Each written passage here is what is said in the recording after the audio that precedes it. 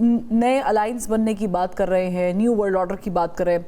आप मुझे बताइएगा कि how did the conflict basically जो भी चल रहा है, ongoing conflict, alter the global distribution या कंट्रीब्यूशन ऑफ पावर, जब आप देख रहे हैं कि एक सुपर पावर मौजूद है, दुनिया उसको कह रही है कि आप अपने अहदाफ नहीं अचीव कर पा रहे, लेकिन वो डटी हुई है, खड़ी हुई है नुकसान के बावजूद। देखिए मिस फरवा, बुनियादी तौर पर जब भी मिलिट्री इस तरह की होती है, इसमें कोई शक नहीं है, हम कह रहे हैं कि वो पावर खड़ी है। जब आपके मिलिट्री ऑब्जेक्टिव हासिल नहीं होते और या स्ट्रेटेजिक ऑब्जेक्टिव हासिल नहीं होते तो आपके लिए एक्सेप्ट कर लेना चाहिए ग्राउंड रियलिटी को।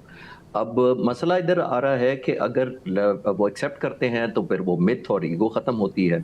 जब मिलिट्री, देखिए डिटरेंस उस वक्त तक काम करती है जब तक आपने उसको अनलीश नहीं कर दिया, जिसका मतलब है 2015 में चले जाते हैं, जो JCPOA हुआ था वो प्रेसिडेंट ओबामा के टाइम पे हुआ था, डिटरेंस के थ्रू हुआ था, लेकिन एक डिटरेंस क्रिएट करके हुआ था कि अगर तुमने ना माना तो हम ये करेंगे। तो आप अंदाजा लगाएं, अब ईरान 440 ग्राम, सिर्फ 440 ग्राम न्यूक्लियर रिच मटेरियल नहीं दे रहा, उस वक्त उसने 8 टन दे दिया था। इसका क्या मतलब है? इसका मतलब है कि डिटरेंस वही है जिसके खौफ से आप अपनी बेस्ट डील ले लें।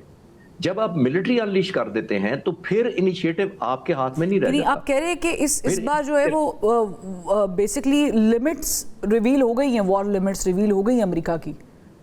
एग्जैक्टली देखिए, जब आप मिलिट्री अनलीश कर देते हैं, मिलिट्री ऑप्शन ले लेते हैं, तो फिर तो मिलिट्री साबित करना होता है और फिर आपके अकेले हाथ में नहीं रहता। देखिए, जब तक आप डिटरेंस क्रिएट करते हैं, आप दुश्मन को कहते हैं कि सब कुछ मेरे हाथ में है, मैं तबाही मचा दूंगा। जो प्रेसिडेंट ट्रम्प ने जंग से पहले बयान दिए थे कि मैं यूं कर दूंगा, तहजीब खत्म, पहले जो किया प्रेसिडेंट ओबामा ने भी यही किया था। लेकिन जब आप फिजिकल डिस्ट्रक्शन करते हैं तो दो चीजें होती हैं। एक, आपके पास जो आपका स्ट्रांग पॉइंट होते हैं, जो आपके चैलेंजेस होते हैं, कमजोरियां होती हैं, वो ओपन खुल के आ जाती हैं।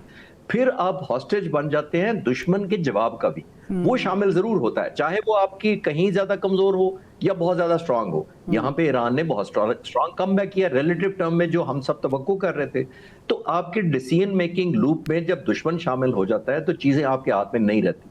इसीलिए मैं अर्ज कर रहा हूं और हम भी अर्ज कर, पहले भी सब लोग यही कह रहे हैं कि प्रेसिडेंट ट्रंप उसको आइडियल डील कहें, लेकिन ही हैज टू क्लोज, क्योंकि मिलिट्री उनको नहीं दिखा सकी। अब ऑप्टिकली आप जो भी साबित करना चाहें वो अपनी जगह है, लेकिन अनफॉर्चुनेट यही है कि हिस्ट्री से अमेरिका ने भी कभी नहीं सीखा। प्रेसिडेंट ट्रंप ने तो एक साल की अपनी हिस्ट्री में से नहीं देखा।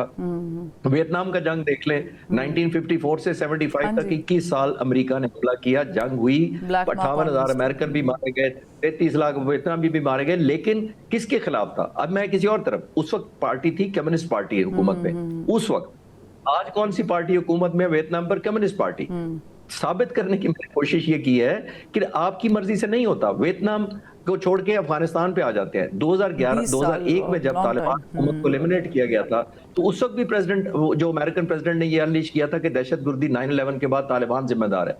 आज कौन हुकूमत में है? तालिबान। और किसके साथ मुज़ाकरात करके अफगानिस्तान पे काबिज हैं? अमेरिकन गवर्नमेंट के साथ। हिस्ट्री से हम नहीं सीखते। आई थिंक जितनी जल्दी ग्राउंड रियलिटी को फेस कर ले उतना ही बेहतर है दुनिया के लिए, खासतौर पर क्योंकि सुपर पावर इन्वॉल्व है।